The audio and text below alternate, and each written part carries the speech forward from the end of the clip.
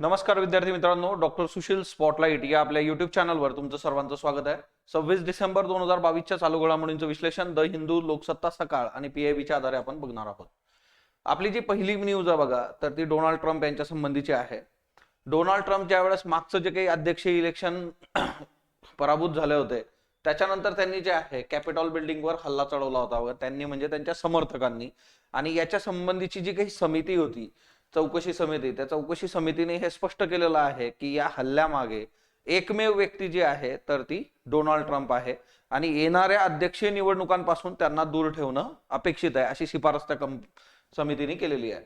Donald Trump हे जे आहे तर येणाऱ्या अध्यक्षीय निवडणुकांसाठी जे आहे तर ते सज्ज आहेत ऑलरेडी, जे आहे त्या संबंधीच्या न्यूजही आहेत। कारण मूळ जे आहे अमेरिकेमध्ये 2 टर्म जे आहे तर तुम्ही अध्यक्ष असू शकता, सो एक टर्म अजून जे आहे तर तो चान्स त्यांच्याकडे आहे। तो हा सगळा जो इश्यू झाला होता हा 6 जानेवारी 2021 ला झाला होता। आपण ही न्यूज त्यावेळेस बघितली होती की ज्या वेळेस निकाल आला आणि डोनाल्ड ट्रम्प पराभूत झाले तर त्यांच्या समर्थकांनी जे आहे बराच गोंधळ घातला होता आणि तो सगळा जो बंड आहे तिच्यामध्ये डोनाल्ड ट्रम्प जे आहेत तर ते एकमेव तिच्यामध्ये होते, असं यांनी जे आहे स्पष्ट केलेलं आहे। त्याच्यामुळे येत्या काळामध्ये डोनाल्ड ट्रम्प यांना अमेरिकेच्या अध्यक्षीय निवडणुकीपासून दूर ठेवणे, आता तिच्यावर 4 गुन्हेगारी स्वरूपाचे आरोप त्यांच्यावर निश्चित केलेले आहेत समितीद्वारे। कुठले कुठले आरोप आहेत? सगळ्यात पहिलं, एखाद्या अधिकाऱ्याला दुखापत करणं, त्याच्या कामात अडथळे आणणं, देशद्रोहाचा कट रचणं। ओके, सो ह्या गोष्टी ज्या आहेत तर त्या सबळ पुराव्यानिशी ज्या आहे समितीने समोर ठेवलेल्या आहेत। त्यामुळे डोनाल्ड ट्रम्प यांच्या बाबतीमध्ये जे आहे की त्यांनी हे सगळं घडून आणलं, ती एकमेव व्यक्ती होती किंवा एकच होती। त्याच्यामुळे येणाऱ्या अध्यक्षीय निवडणुकांच्या बाबतीमध्ये बघूयात आता काय होतं। प्रजासत्ताक दिनी शेतकरी जे आहेत ते प्रत्येक जिल्ह्यामध्ये प्रत्येक शेतकरी जो आहे तर तो ट्रॅक्टर मोर्चामध्ये सहभागी होईल अशी अपेक्षा संयुक्त किसान मोर्चाने केलेली आहे। संयुक्त किसान मोर्चा जो आहे त्याला अपेक्षित आहे की येत्या 26 जानेवारीला आमच्या ज्या मागण्या आहेत त्या सरकारने ज्या आहेत त्या पूर्ण कराव्या, त्याच्या आधी पूर्ण केल्या तर मोर्चा जो आहे तो थांबेल। मग मागण्या काय आहेत शेतकऱ्यांच्या? शेती माल जो आहे तो हमी भावाचा कायदा करा, एमएसपी जे आहे बघा, मिनिमम सपोर्ट प्राइस जे आहे तर त्या संबंधीचा कायदा झाला पाहिजे। मूळ काय होतं की ज्या वेळेस मागचे ते कायदे आले होते बघा, 3 शेतकरी कायदे जे आहेत तर ते ऑलरेडी आपल्या चॅनलवर त्याचा व्हिडिओ आहे तो बघून घ्या तुम्ही एकदा। मग शेतकऱ्यांनी आंदोलन केलं होतं, ते आंदोलनानंतर तिन्ही कायदे जे होते तर ते मागे घेण्यात आले होते। पण त्यावेळेस ही एक बाब जी होती ती केंद्र सरकारने शेतकऱ्यांना सांगितली होती की आम्ही एमएसपी संबंधीचा कायदा करू, तर तो एमएसपी संबंधीचा कायदा अजून झालेला नाहीये। शेतकऱ्यांची संपूर्ण कर्जमाफी, आता असे प्रश्न तुम्हाला मुलाखतीमध्ये पण विचारले जातात, राज्यसेवेच्या मुलाखती सुरू झाल्यात बघा आपल्या इथं। सो मूळ जे आहे की शेतकऱ्यांच्या ज्या समस्या आहेत त्या शेतकऱ्यांच्या समस्यांसाठीचे सोल्युशन्स तुम्हाला विचारले जातात। मग संपूर्ण कर्जमाफी आपण करायची का? तर असा एक मुद्दा तिच्यामध्ये येतो की कर्जमाफी हे सोल्युशन आहे का? याच्यावर तुम्ही तुमचं मत जे आहे कमेंट बॉक्समध्ये सांगू शकता की तात्कालिक स्वरूपामध्ये जे आहे कर्जमाफी तुम्ही ऍक्सेप्ट करू शकता, परंतु हे शाश्वत नाही आहे किंवा सस्टेनेबल नाही प्रत्येक वेळेस कर्जमाफी करणं। मग त्याच्याऐवजी शेतकऱ्यांना जे आहे प्रॉपर जर तुम्ही हमी भाव दिला, मार्केट प्रॉपर दिलं तर गोष्टी वेगळ्या पद्धतीने वर्क होतील। 5,000 रुपये जे आहे शेतकऱ्यांना पेन्शन दिली गेली पाहिजे। शेती योग्य जमिनीचं भूसंपादन करू नका, आता हा एक फार महत्वाचा मुद्दा आहे। इथं जे आहे एन्व्हायरमेंट वर्सेस डेव्हलपमेंट हा डिबेट आहे बघा, की विकास जो आहे, आता होतं काय की आपल्याला समजा पायाभूत सुविधांचा निर्माण करायचा, जसं फॉर एक्झाम्पल समृद्धी महामार्ग आपण बनवला, त्या समृद्धी महामार्ग बनवत असताना आपण जमीन संपादन केली बघा, तिच्यामध्ये कितीतरी जमीन जी आहे शेत जमीन आहे, तर हे एक प्रोडक्ट एक एक्झाम्पल आहे। सो शेती योग्य जमीन जी आहे तिचं भूसंपादन करून तिथं पायाभूत सुविधा जर निर्माण होत राहिल्या तर येत्या काळामध्ये आपलं जे उद्दिष्ट आहे बघा सस्टेनेबल डेव्हलपमेंट गोल्स जे आहेत याच्यामध्ये भुकेचा जो काही हे आहे बघा, सांगा बरं कमेंट बॉक्समध्ये की कितवं सस्टेनेबल डेव्हलपमेंट गोल जे आहे ते हंगरशी रिलेटेड आहे। मग आता दुसरं जे आहे लखीमपूर खेरी हत्याकांड प्रकरणी जे आहे बघा, राज्यमंत्री अजय मिश्रा यांचा राजीनामा घ्या। सो हे प्रकरण पण आपण मागे बघितलेलं आहे, शेतकरी मोर्चामध्ये जे आहे कशा पद्धतीने गाड्या घुसवण्यात आल्या होत्या, गोळीबार झाले होते, सो तो एक मुद्दा। आणि नेत्यांवर दाखल केलेले गुन्हे जे आहेत ते मागे घ्या, शेतकरी नेते जे आहेत त्यांच्यावर तुम्ही जे गुन्हे दाखल केलेले आहेत ते मागे घ्यायचे। आता शेती संबंधीचे हे मुद्दे जरा चांगले लक्षात ठेवा, शेती संबंधीचे कायदे का होते, का मागे घेण्यात आले, त्यावेळेस जे आहेत एमएसपी, आता एमएसपीच्या बाबतीमध्ये स्वामीनाथन आयोग तुम्हाला माहित पाहिजे, स्वामीनाथन आयोगाने सांगितलेलं आहे की 1.5 जे आहे हमी भाव दिला गेला पाहिजे। मग आजच्या डेटमध्ये जे आहे जवळपास 23 पिकं आहेत ज्यांना एमएसपी मिळतं, मग बाकीच्या पिकांचं काय? मग त्याच्यामुळे काय होतं की मग टिपिकल हीच पिकं लावण्यामागे कल राहील लोकांचा. मग सगळ्या गोष्टी, सगळी जी पिकं आहेत त्याच्या बाबतीत तुम्ही हमीभाव देणार का? असे बरेच मुद्दे याच्यामध्ये आहेत. आपले जे कॅन्डिडेट्स आहेत बघा, मॅक्झिमम म्हणजे आजही स्पर्धा परीक्षेचे कॅन्डिडेट्स मॅक्झिमम जे आहेत ते ग्रामीण भागातून आहे, की ज्यांचं शेती आणि शेतीशी संलग्न असणाऱ्या बाबींवर जे आहे उदरनिर्वाह चालतो, आणि मुलाखतीत तुम्हाला हे प्रश्न विचारले जातात. सो प्रत्येकाने जे आहे हे जरा चांगल्या पद्धतीने डील करून ठेवावं. पुष्पकमल दहल प्रचंड जे आहेत बघा, सो आता नेपाळच्या पंतप्रधानपदी जे आहे यांची निवड झालेली आहे. तिसऱ्यांदा जे आहे तर ते पंतप्रधान बनतील बघा. सो पुष्पकमल दहल प्रचंड जे आहे नेपाळचे पंतप्रधान बनतील. नेपाळमधली पण राजकीय स्थिती जी आहे खूप सुसूत्रित नाही आहे, मधून मधून गोंधळ सुरूच राहतो. आता हे जे आहे माजी पंतप्रधान KP शर्मा ओली जे आहे बघा, यांच्या नेतृत्वाखाली जे आहे इथले जे पक्ष आहेत त्या पक्षांनी CPN UML किंवा CPN MC राष्ट्रीय स्वतंत्र पार्टी, बाकीचे छोटे पक्ष यांची बैठक झाली होती बघा, आणि तिच्यामध्ये त्यांनी प्रचंड यांच्या नेतृत्वाखाली सरकार स्थापन करण्यासाठी जे आहे सहमती दर्शवली होती. त्याच्यामुळे आता जे आहे प्रचंड हे नेपाळचे जे आहे तर ते पंतप्रधान पदाची शपथ घेतील आता. सो मूळ जे आहे तिसऱ्यांदा ते घेत आहेत बघा. तेवढी एक गोष्ट लक्षात ठेवा, नियुक्ती जी आहे.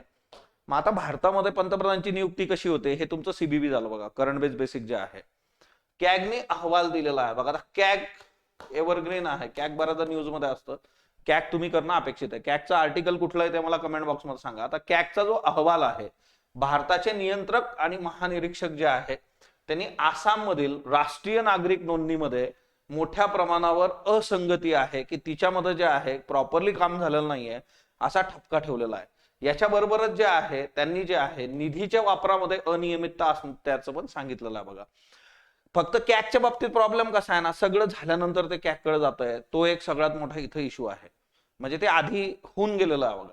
मग आता होऊन गेलेलं आहे तर म्हटल्यानंतर मग तिच्यावर खूप काही गोष्टी वर्क होत नाहीत, तो हिच्यामध्ये मुद्दा आहे. सो आता हिच्यामध्ये प्रतीक हजेला जे होते बघा, ऑक्टोबर 2013 मध्ये राज्य समन्वयक म्हणून त्यांची नियुक्ती झाली होती, आणि सर्वोच्च न्यायालयाच्या देखरेखीखाली जे आहे NRC जे आहे, नॅशनल जे आहे सिटीजनशिप रजिस्ट्रेशन जे आहे तर ते झालं होतं.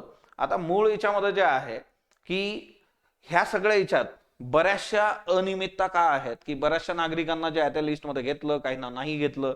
तिच्यामध्ये पण जे आहे की 3,30,00,000 अर्जदार होते, तिच्यापैकी जे आहे 11,21,004 नागरिकांचा समावेश आहे. 19,06,000 लोकांची नावं जी आहे तर ती वगळण्यात आली बघा. आता यांच्याकडे पण आहे की हे फॉरेन ट्रिब्युनलकडे जाऊ शकतात, की आम्हाला नागरिक म्हणून तुम्ही कन्सिडर करा, त्याची कागदपत्र किंवा त्याचे पुरावे जे आहेत तर याच्याकरता फॉरेन ट्रिब्युनल्स आहेत आपल्याकडं, तर त्या फॉरेन ट्रिब्युनल्सकडे ते जाऊ शकतात. तुम्हाला ट्रिब्युनल हे काय असतं तर ते पण हिच्यामधून जे आहे 323A-B जे आहे तर ते 2 कलम जे आहे ते बघून ठेवा ट्रिब्युनलच्या बाबतीमध्ये. इकडे फॉरेन ट्रिब्युनल्स याच्याकरता आपण आणलेले आहेत. अमेरिकेच्या नौदलामध्ये शीख धर्मीयांना भरतीसाठी दाढी आणि पगडीसह जी आहे ती मुभा देण्यात आलेली आहे. सो हे खूप महत्वाचं आहे. आर्टिकल 25 ते आर्टिकल 28 जे आहे बघा, आपले फंडामेंटल राईट जे आहे ना, रिलिजियस ज्या काही बाबी आहे बघा, धार्मिक स्वातंत्र्य. आता अमेरिकेच्या नौदलाने हा जो आहे हा निर्णय घेतला, तर हा जो आहे तर तो एका धर्माचा जो आहे टिपिकल, आता समजा ही शीख धर्मियांसंबंधी आहे, तर जगामध्ये जे काही धर्म आहेत वेगवेगळ्या देशांमध्ये, आता भारतामध्ये ह्या गोष्टी आपसुक होतात बघा, परंतु बाहेरच्या देशांमध्ये तुम्हाला ते पटवून द्यावं लागतं की हे आमची जी आहे परंपरा आहे, प्रथा आहे, किंवा हे आमच्या धर्मासाठी जे आहे तर ते आम्हाला करावं लागतं आणि हा त्याचा भाग आहे. सो तो इथं मुद्दा जो आहे, सो अमेरिकेच्या नौदलामध्ये आता जे आहे 3 शीख धर्मीय प्रशिक्षणार्थी जे आहे त्यांचा जो आहे मार्ग आता मोकळा झालेला आहे, कारण त्यांनी ही जे आहे ही दाद मागितली होती. आकाश सिंग, जसकिरत सिंग, मिलाप सिंग जे आहे, सो त्यांच्या धार्मिक श्रद्धांनुसार पगडी आणि दाढी राखण्यासाठी त्यांनी जे आहे आम्ही कटिबद्ध आहोत असा मुक्तिवाद केला होता. आणि त्यांचं मूलभूत प्रशिक्षण जे आहे, आता मिलिटरी म्हटल्यानंतर तिच्यामध्ये बघा केस कमी करावे लागतात, टिपिकल आहे, तुम्हाला शेविंग करायची आहे, ह्या गोष्टी आहेत. सो अमेरिकन नौदलाने दिलेला हा जो निर्णय आहे तर तो खूप सकारात्मक आहे. आणि अशा पद्धतीने जे आहे प्रत्येक धर्माच्या बाबतीत गोष्टी होणं अपेक्षित आहे बघा. सो कुठलेही धर्मीय जे आहेत तर त्यांच्या बाबतीत गोष्टी ज्या आहेत पॉझिटिव्ह झाल्या तर मग ते पण त्याचं जे आहे 100% देतात. जसं पहा युकेचं जर तुम्ही एक्झाम्पल घेतलं, इथं आता जे आहे बघा, मी तुम्हाला एक गोष्ट सांगितली होती की स्थलांतरित लोक जी असतात, आता स्थलांतरित जे आहेत त्यांच्याबद्दल जर तुम्ही गोष्टी चांगल्या पद्धतीने केल्यात किंवा त्यांना जर तुम्ही रिस्पेक्ट दिला तर काय होऊ शकतं. तर मग आता युके मध्ये जे आहे, आता ब्रिटनचे पंतप्रधान जे आहे बघा तर ते भारतीय वंशाचे, किंवा बऱ्याच लोकांनी तो क्लेम इकडून तिकडून केलेला आहे. मूळ जे आहे की स्थलांतरितांना जर तुम्ही रिस्पेक्ट दिला, त्यांच्या जर गोष्टी ज्या आहेत त्या समजून घेतल्या, त्याच्यानुसार तुम्ही गोष्टी वर्क करत गेलात, त्यांना एक रिस्पेक्ट दिला, स्टेटस त्यांचं जे आहे त्या देशातल्या नागरिकांच्या बरोबरीने ठेवलं, तर काय होऊ शकतं, तर तो देश कशा पद्धतीने प्रगती करू शकतो. याचं मूळ एक्झाम्पल जे आहे बघा, आता अमेरिकेचा जन्म कसा झाला ते वर्ल्ड हिस्ट्रीमध्ये तुम्ही वाचतात. सो तो मुद्दा आहे की स्थलांतरितांचा रिस्पेक्ट जे आहे. आशिया कप आर्चरी जे आहे बघा टुर्नामेंट, तिरंदाजीमध्ये जे आहे, तर आपण खूप चांगल्या पद्धतीने काम केलेलं आहे बघा. सो तिसऱ्या स्तरावरची आशिया चषक तिरंदाजी स्पर्धा जी होती, तर तिच्यामध्ये भारताला 5 सुवर्ण पदकं मिळालेले आहेत, 3 रौप्य आहेत बघा, आणि 1 कांस्य पदक मिळालेलं आहे. सो भारताला एकूण 9 पदकं याच्यामध्ये मिळालेले आहेत. ओडिसामध्ये जे आहे बघा, मगर संवर्धन जे आहे त्याला खूप चांगलं यश मिळालेलं आहे. 1974 मध्ये जे आहे हा आपण प्रोजेक्ट सुरू केला होता बघा, प्रोजेक्ट क्रोकोडाईल जे आहे. तुम्हाला राज्यसेवा पूर्व परीक्षेमध्ये हा प्रश्न बऱ्याचदा विचारलेला आहे की जे प्रोजेक्ट्स असतात, वेगवेगळे जे प्राणी आहेत, तर त्यांच्यासाठी, जसं फॉर एक्झाम्पल प्रोजेक्ट टायगर आहे, किंवा आता सुप्रीम कोर्टाने सांगितलं होतं की जसं प्रोजेक्ट टायगर आहे तसं तुम्ही काय करा, प्रोजेक्ट माळढोक जे आहे, ग्रेट इंडियन बस्टर्ड जे आहे, त्याच्या संबंधीचा प्रोजेक्ट तयार करा, त्यांच्या संवर्धनावर काम करा. तसं आता हे मगरींचं संवर्धन इथं चांगलं झालेलं आहे बघा.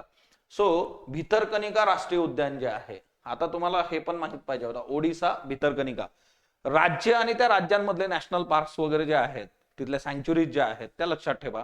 बरं, सगळ्या पाठ करत बसण्याची गरज नाही, जे न्यूज मध्ये येत असतं तेवढं डील केलं तरी होऊन जातं बघा. सो आता ओडिसामध्ये भितरकनिका राष्ट्रीय उद्यान जे आहे त्याच्यात मगरच्या संवर्धनाला जे आहे ते यश आलेलं आहे बघा. खाऱ्या पाण्यातील सर्वाधिक यशस्वी प्रयोग हा ठरलेला आहे बघा. खाऱ्या पाण्यामध्ये मगरीचं संवर्धन देशातला सगळ्यात यशस्वी प्रोजेक्ट. मग आता याच्यामध्ये ओडिसा, बिहार, उत्तर प्रदेश, मध्य प्रदेश, पश्चिम बंगाल या राज्यांमध्ये जे आहे जवळपास 34 ठिकाणी खाऱ्या पाण्यातील ज्या प्रजाती होत्या बघा, मुगेर, घडियाल, तर यांच्या प्रजनन संगोपनाचा कार्यक्रम 1974 मध्ये सुरू झाला होता.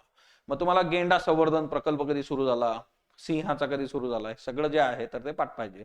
कमेंट बॉक्स मध्ये सांगा बरं किती प्रोजेक्ट आपण राबवतो ऍनिमल नुसार जे आहे, तर तो एक महत्वाचा इथं मुद्दा आहे. 1972 मध्ये जे आहे वन्यजीव कायदा अस्तित्वात येईपर्यंत जे आहे बघा, मोठ्या प्रमाणावर जे आहे या मगरींची शिकार व्हायची. आता 1972चा जो कायदा आहे बघा, हा ना, वाईल्ड लाईफ प्रोटेक्शन ऍक्ट, जसं आपण काल माळढोक बघितलं होतं की वाईल्ड लाईफ प्रोटेक्शन ऍक्टच्या शेड्यूल 1 मध्ये ते आहे, म्हणजे त्याला जे आहे प्रोटेक्शन चांगलं दिलेलं आहे बघा. सो इथं जे आहे तर तुम्ही जर बघितलं की आधी हा कायदा नव्हता, त्याच्यामुळे मोठ्या प्रमाणावर मगरींची शिकार व्हायची, आणि हे कशासाठी होतं बघा, व्यावसायिक हेतूनी होतं. म्हणजे आता मगरींच्या बाबतीमध्ये जे आहे तर याचं मीठ पण खाल्लं जातं, त्याच्यानंतर जे आहे की याच्यापासून त्याची जी स्किन आहे त्याच्यापासून ऑर्नामेंट बनतात, बेल्ट वगैरे बनतात बघा, हा ना, की हे पण बनतात पर्स वगैरे जे आहेत, अशा बऱ्याचशा गोष्टी ज्या आहेत त्या त्याच्यापासून बनतात. सो आता जे आहे की मगरी ज्या आहेत त्यांच्या तिन्ही प्रजाती ज्या आहे तर त्या ज्या नद्यांमध्ये सापडलेल्या आहेत बघा 70च्या दशकामध्ये, तर ते बऱ्यापैकी जे आहे नामशेष होण्याच्या मार्गावर होतो. सो आपण 1970 जे आहे तर ते घेऊन आलो होतं बघा. सो तो एक महत्वाचा मुद्दा आहे, तर तो एक महत्वाचा कन्सर्न आहे बघा याच्यामध्ये. सो ती एक बाब प्रत्येकाने लक्षात ठेवा. ओके, त्यानंतर जे आहे संयुक्त राष्ट्रांचा विकास कार्यक्रम UNDP जे आहे बघा, आणि अन्न व कृषी संस्था जी आहे FAO यांच्या सहकार्याने जे आहे मगर संवर्धन प्रकल्प जो आहे तर तो सुरू झाला होता बघा. सो UNDP आणि FAO जे आहे या दोन संस्था, आता FAO काल पण न्यूज मध्ये होती बघा, तर जेवढ्या वारंवार न्यूज मध्ये असणारा संस्था आहे त्याची स्थापना कधी झाली, त्याचा उद्देश काय आहे ते तुम्हाला माहित पाहिजे. आता बॉब नावाचं हिमवादळ जे आहे, बॉम्ब सायकल, तर ते आलेलं आहे बघा, सायक्लोन, हे अमेरिकेमध्ये आलेलं आहे. बॉम्ब हिमवादळ म्हणजे आता एकीकडे ख्रिसमस आपल्याला जे आहे साजरा करायचा, आणि तिकडे जे आहे ही सगळी जी आहे बघा हिमाची चादर जी आहे, बर्फाची चादर इथं तुम्हाला दिसतंय. मूळ जे आहे अमेरिकेमध्ये जे आहे बॉम्ब या हिमवादळाने जे आहे मोठ्या प्रमाणावर जे आहे तर तो हाहाकार माजवलेला आहे. इथं जे आहे तीव्र थंडी जी आहे बघा. आता बघा बरं, आपण एक कन्सेप्ट बघितली होती, काश्मीर जे आहे तर काश्मीरमध्ये तीव्र थंडी जी असते, त्या तीव्र थंडीच्या याच्यामध्ये कुठली एक टर्म होती की ती आपण साजरं करायला सुरुवात करतो बघा काश्मीरच्या बाबतीमध्ये. ओके, त्याच्या अजून सब टाइप्स पण आपण बघितल्या होत्या, तुम्हाला आठवत असतील तर कमेंट बॉक्समध्ये सांगा. सो एकंदर नागरिक जे आहे बघा आता घरात अडकलेले आहेत, कारण जर एवढी हिमवृष्टी होत असेल तर तुम्ही बाहेर जाऊन जे आहे ना उत्सव साजरा करू शकत नाही. अमेरिकेमध्ये जे आहे तापमान जे आहे -45 अंशापर्यंत गेलेलं आहे बघा, -45 पर्यंत गेलेलं आहे. तीव्र थंडीमुळे जे आहे काही जणांचा याच्यामध्ये मृत्यू पण झालेला आहे बघा. रस्ते जे आहे ते निसरडे झाल्यामुळे पण जे आहे अपघात झालेला बघा. दोन गोष्टी आहेत बघा. आता तुम्ही जर कधी बर्फाळ प्रदेशामध्ये गेला असाल तर एक तर तिथं सगळ्यात महत्वाचा जो कन्सर्न असतो तो म्हणजे थंडी आहे आणि त्या थंडीमुळे एखाद्याचा मृत्यू होणं. आणि दुसरा जो मुद्दा याच्यामध्ये येतो बघा तो म्हणजे काय की एकंदर ज्या वेळेस रस्त्यांवर बर्फ साचतो बघा, हा ना, तो टणक झालेला बर्फ असतो ना, तिच्यावरून गाडी स्कीड होते, ऍक्सिडेंट होतात, तिच्याने पण अपघात होतात, मृत्यू होतात. तर तो पण एक मुद्दा असतो बघा. सो बॉम्ब सायक्लोन जे आहे तर ते अमेरिकेच्या बाबतीमध्ये लक्षात ठेवा. आर्टिकल 200 वर जे आहे बघा, एक आर्टिकल द हिंदू मध्ये आलेला आहे, कलम 200. आता कलम 200 जे आहे ते गव्हर्नरशी संबंधित आहे. कलम 200 तुम्हाला काय सांगतं? कलम 200 तुम्हाला सांगतं की कुठलाही आपण जो आहे टाइमलाईन दिलेली नाहीये गव्हर्नरला. कशासाठी टाइमलाईन दिलेली नाही? To provide assent to bill send by the legislative assembly. आता बघा, विधानसभेने जर राज्यपालाकडे एखादं विधेयक पाठवलं तर त्यांनी किती दिवसात त्याला मंजुरी द्यायची, सही करायची, याचा कार्यकाळच आपल्याकडे दिलेला नाहीये बघा संविधानामध्ये जे आहे. आता मूळ संविधानामध्ये जे आहेत की अशा जे काही बाबी आहेत की बाबा ती गोष्ट खूप काही तुम्हाला एक्सप्लेन करून दिलेलं नाहीये, तर त्यांनी कन्सिडर केलं होतं की उद्याच्या हिच्यामध्ये तुम्ही या गोष्टी ज्या आहे सिन्सिअरली बघाल किंवा काळाची जशी गरज आहे तसं तुम्ही काय कराल, त्याच्यामध्ये बदल कराल. हे अपेक्षित होतं बघा आपल्या संविधानकर्त्यांना. परंतु याचा गैरफायदा जो आहे अशा गोष्टींचा घेतला जातो. जेव्हा केंद्रामध्ये आणि राज्यामध्ये वेगवेगळी सरकार असतील तर त्यामध्ये सत्तेचा जो खेळ असतो त्या सत्तेच्या खेळामध्ये अशा आर्टिकलचा किंवा आपल्या संविधानामध्ये जे आहे की जिथे एक्सप्लेनेशन म्हणजे त्यांनी अपेक्षित होतं संविधानकर्त्यांना की तुम्ही या गोष्टी रॅशनली कराल. त्यांनी आपल्यावर तेवढा विश्वास दाखवला होता, पण आपण त्या विश्वासाला काय पात्र ठरत नाही की everybody is running behind the power. So आता याच्यामध्ये governor of various opposition rule state जे आहे बघा, तिच्यामध्ये सगळ्यात मोठा प्रॉब्लेम होतो. अपोजिशन रूल स्टेट जे आहे तिच्यामध्ये हा गोंधळ आहे, कारण गव्हर्नर जो आहे तो एजंट आहे बघा, हा ना, केंद्राचा. मग आता याच्यामध्ये एक्झाम्पल बघा, Tamil Nadu prohibition of online gaming and regulation of online games bill 2022. आता हे तमिळनाडू असेंब्लीने पास केलेलं आहे बघा. त्याच्यानंतर केरला लोक आयुक्त अमेंडमेंट बिल आहे बघा. त्याच्यानंतर जे आहे तमिळनाडूमध्ये जे आहे ऑलमोस्ट 20 बिल्स आहेत बघा असेंड बाय द गव्हर्नर. म्हणजे तमिळनाडू मधले 20 विधेयक जे आहेत जे पारित केले विधानसभेने असे पडू नयेत, राज्यपाल काही त्याच्यावर मत द्यायला तयार नाही, सही करायला तयार नाही. सो तो मुद्दा आहे. त्याच्यानंतर जे आहे तेलंगणा, वेस्ट बेंगॉल. आता तर यांनी जे आहे बघा वेस्ट बेंगॉल असू दे, अशी किती राज्य आहे बरं आपण बघितली की त्यांनी जे आहे राज्यपालाला जे चान्सलरचं हे आहे बघा विद्यापीठाचे सर्व राज्यपाल तर ते काढून टाकायचे, अशी विधेयकं आणलेली आहे बघा. आणि तिच्यावर आता राज्यपालाला सही करायची, मग ते करणार का असा तो मुद्दा आहे. आता याच्यामध्ये एक केस आहे बघा, अशा केसेस GS2 साठी महत्वाच्या बघा. ही केस कशासाठी महत्वाची आपल्याला? GS2 साठी खूप खूप महत्वाचं आहे हे. ओके, आज संध्याकाळी जे आहे इंटरनॅशनल रिलेशन आपण बघणार आहोत, पण आता ही एक केस लक्षात ठेवा. Purushottam Namboodiri versus state of Kerala 1962 ही एक केस आहे बघा, हा एक खटला आहे. आणि याच्यामध्ये जे आहे सुप्रीम कोर्टाने हे क्लिअर केलं होतं बघा की constitution does not impose any time limit within which governor should provide assent to bills. संविधानामध्ये नमूदच नाहीये की गव्हर्नरने किती वेळामध्ये किती काळामध्ये जे आहे विधेयकावर स्वाक्षरी केली पाहिजे. सर्वोच्च न्यायालयाने या केसमध्ये क्लिअर केलं. पण आता याच्यामध्ये जे येतो बघा, governor can seat bills indefinitely did not arise before the court. आता ह्या केसमध्ये जे आहे मग हे असं होईल का की पडून राहायचं बाबा कोर्टाने जे आहे, म्हणजे ते कोर्ट नाही सांगत तोपर्यंत गव्हर्नर तसाच ते पडू देणार का बिल, असा पण एक मुद्दा आहे.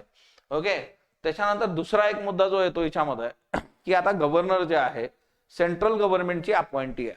मग मूळ इथं जे आहे केंद्र राज्य संबंधांचा मुद्दा प्रखर आहे बघा. केंद्र राज्य संबंध जे आहे तर ते तुम्ही अभ्यासले पाहिजेत. केंद्र राज्य संबंध जे आहे, फेडरलिझम जे आहे, आपली जी संघराज्य प्रणाली आहे तिच्यावर तुम्ही फोकस केला पाहिजे बघा, असे ते मुद्दे आहेत. ओके, डार्क पॅटर्न नावाची गोष्ट काय असते बघा. सो तुमचं सायन्स अँड टेक पण चालू आहे बघा GS3 मध्ये, वाय कुमार सर आहे. So what is dark pattern on internet जे आहे. आता डार्क पॅटर्न जे आहे की अनइथिकल युजर जे असतात बघा, हा ना.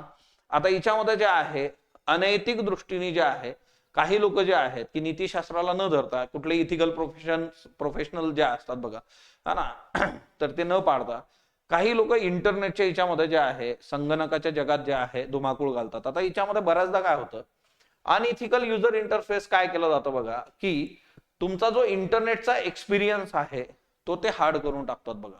ओके, जसा सध्या आपला इंटरनेटचा जो आहे एक्सपिरियन्स जरा जास्त हार्ड झाला बघा, आपल्याला लाईव्ह जाता येत नाहीये. सो तिकडे जे आहे त्यांचं म्हणणं आहे की आमच्या मेजर सिस्टीम मध्ये काही मेजर चेंजेस चालू आहे. 3 जे आहेत तर ते इंटरनेट झोपलेले आहेत आपले, हा ना, सर्व्हिस प्रोव्हायडर सगळे. इंटरनेट एक्सपिरियन्स जो आहे बघा तो हार्डर करून टाकतात. म्हणजे फॉर एक्झाम्पल हे जे डार्क पॅटर्न्स असतात, हे डार्क पॅटर्न काय करतात, हे तुम्हाला जे आहे कुठलीही फुल इन्फॉर्मेशन घेऊ देत नाही बघा, किंवा जी सर्व्हिस तुम्ही घेतलेली आहे ती सर्व्हिस तुम्हाला ते प्रॉपरली वापरू देत नाही. यालाच म्हणतात डार्क पॅटर्न्स जे आहेत. म्हणजे फॉर एक्झाम्पल तुम्ही एखादं सबस्क्रिप्शन घेतलं किंवा एखाद्या वेबसाईटवर तुम्ही काहीतरी ना तिथं काम करताय, तुम्हाला तिथल्या सगळ्या सर्व्हिसेस ज्या आहेत त्या काही मिळू देत नाही. म्हणजे तुमचा जो एक्सपिरियन्स असतो ना, तो एक्सपिरियन्स सॅटिस्फॅक्शनच्या लेवलला ते जाऊ देत नाही किंवा 100%च्या याच्यावर जाऊ देत नाही, असं ते मुद्दा आहे बघा. आणि त्यांचा जो कंट्रोल असतो बघा तो तिच्यावर असतो. म्हणजे हे जे अनइथिकल युजर असतात तर ते त्या सर्व्हरवर, त्या पर्टिक्युलर वेबसाईटवर तो कंट्रोल ठेवतात. सो डार्क पॅटर्न जे आहे ऑन इंटरनेट, तर हे याला म्हटलं जातं की कुठलाही डिजिटल प्लॅटफॉर्म जो आहे तर तो युजरचा राईट आहे बघा. म्हणजे साधी गोष्ट आहे की जो युजर आहे, म्हणजे आपण आहोत, आपण एखादी गोष्ट सर्च करतोय, आपण तिथं बघतोय, तर तो त्या युजरचा राईट आहे. Internet as a fundamental right असं GS2 मध्ये आपण बघितला बघा, डिबेट जो आहे तो. मग इथं जे आहे तर तो एक मुद्दा येतो की युजरचा राईट जो आहे to full information about the services, तर तो त्याला काही मिळत नाही. आता ही टर्म जी होती की डार्क पॅटर्न, ही टर्म शोधणारी व्यक्ती कोण आहे? 2010 मध्ये ही टर्म जी आहे ती समोर आली होती. त्या व्यक्तीचं नाव आहे बघा हॅरी ब्रिग्नल जे आहे. तर त्यांनी हा सगळा मुद्दा जो आहे तो समोर केला होता 2010 मध्ये जे आहे. सो ही एक कन्सेप्ट लक्षात ठेवा. आजचा प्रश्न तुमच्या समोर आहे बघा. One of the silences in the constitution is article 200, which has been used by some governors to obfuscate to the mandate of democratically elected governments critically analyze. लोकशाहीच्या दृष्टीतून निवडून आलेल्या सरकारची मतं जी आहेत किंवा त्यांचं काम रोखण्याचं काम जे आहे ना, तर ते 200 आर्टिकल द्वारे केलं जातं काही गव्हर्नर्सद्वारे. याच्यावर तुम्हाला भाष्य करायचंय, ज्याचं एक्सप्लेनेशन मी आधी दिलं होतं बघा. स्पॉटलाइट अकॅडमीचा ऍप डाउनलोड करून घ्या. यावर तुम्हाला जे आहेत नवनवीन कोर्सेस आता लॉन्च होतात बघा सगळे. सो ते तुम्ही जॉईन करू शकता. नोट्स तिच्यावर आहेत. स्पॉटलाइट इयरबुक तुम्हाला जानेवारी मध्ये जे आहे तर ते अवेलेबल होईल बघा. MPSC Rajya Sabha integrated new pattern 2024 साठीची बॅच जी आहे 2 जानेवारी सुरू होते बघा.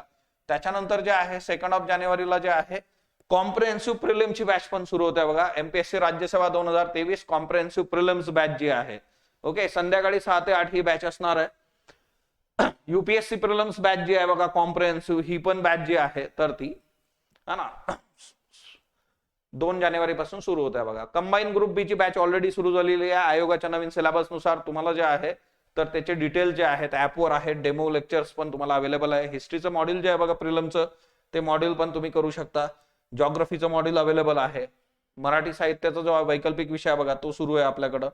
त्याच्यानंतर जे आहे 100 डेज आन्सर रायटिंग प्रोग्राम जो आहे तर तो हा प्रोग्राम सुरू आहे. डेली 4 प्रश्न आणि ते प्रश्न तुम्हाला जे आहे तर ते 48 तासाच्या आत चेक करून मिळतात. त्याच्यावर फीडबॅक मिळतात बघा. सो आन्सर रायटिंग साठीचा बेस्ट जो आहे तर तो उपक्रम आहे. स्पॉटलाइट नोट्स ज्या आहेत त्या ऍपवर अवेलेबल आहे, त्या तुम्ही डाउनलोड करू शकता. तुमच्या समोर टीम स्पॉटलाइटचे 2 नंबर आहेत बघा. 7447665769 आणि दुसरा आहे 8275275769 जे आहे. सो या 2 नंबरवर जे आहे 10 ते 6 मध्ये तुम्ही कॉल करू शकता. या व्यतिरिक्त तुम्हाला जर काही कॉन्टॅक्ट करायचा असेल तर मेसेज थ्रू जे आहे व्हॉट्सअप आणि जे आहे SMS द्वारे तुम्ही मेसेज करू शकता. डॉक्टर सुशील स्पॉटलाइटला टेलिग्राम आणि युट्यूबवर फॉलो करा. धन्यवाद विद्यार्थी मित्रांनो.